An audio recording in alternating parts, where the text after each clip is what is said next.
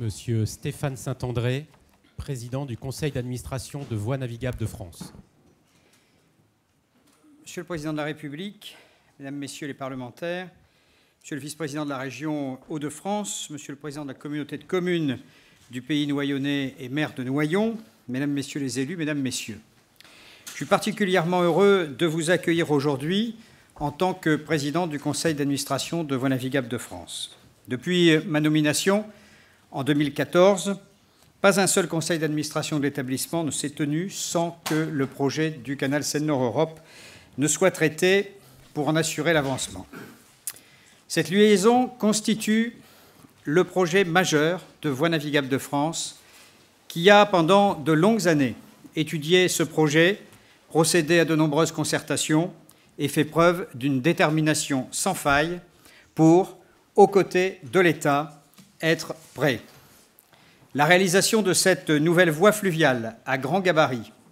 entre les bassins de la Seine et du Nord-Pas-de-Calais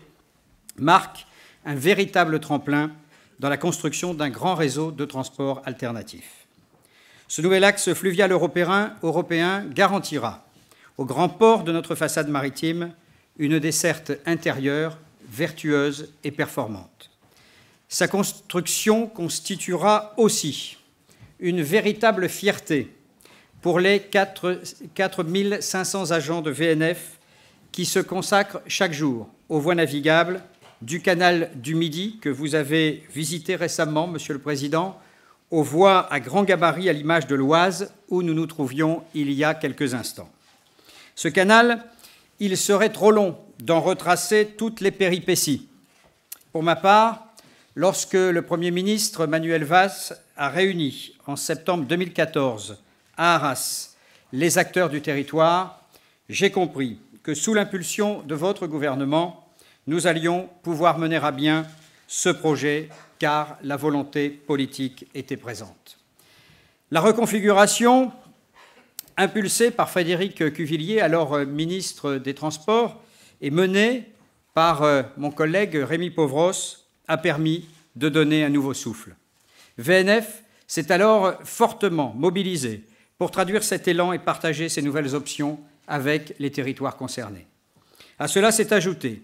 grâce à la négociation entreprise sous l'autorité de votre gouvernement, un financement de plus de 40% de l'Union européenne qui a ainsi marqué son intérêt majeur pour cette grande liaison qui permettra de relier au grand gabarit 20 000 kilomètres de réseau fluvial.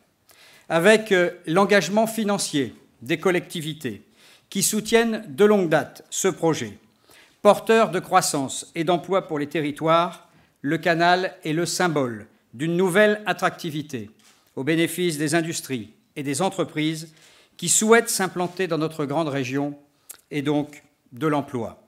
Pour ce faire, nous leur proposerons de choisir notamment le foncier des futures plateformes trimodales de l'Oise à Noyon, de la Somme à Péronne et à Nesle, et enfin du Pas-de-Calais et du Nord avec Marquion-Hennecourt, le tout en disposant d'un mode de transport compétitif. Enfin,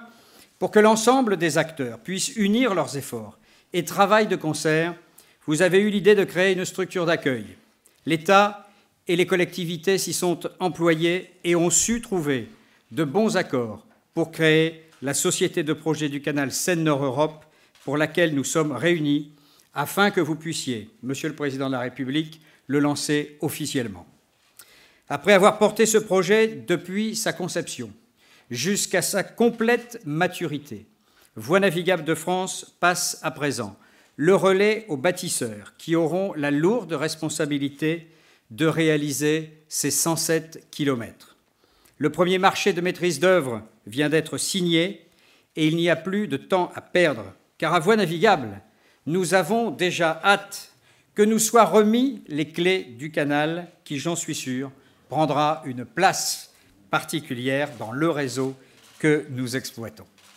Monsieur le Président de la République, l'histoire retiendra que c'est ici, à Noyon, sous votre mandat et sous votre impulsion, avec l'autorité et la vision que nous vous connaissons, que nous aurons officiellement, avec l'ensemble des acteurs ici présents, lancer cette belle aventure pour notre région des Hauts-de-France, pour la France, ses salariés et ses entreprises. Avec ce projet d'infrastructure majeur,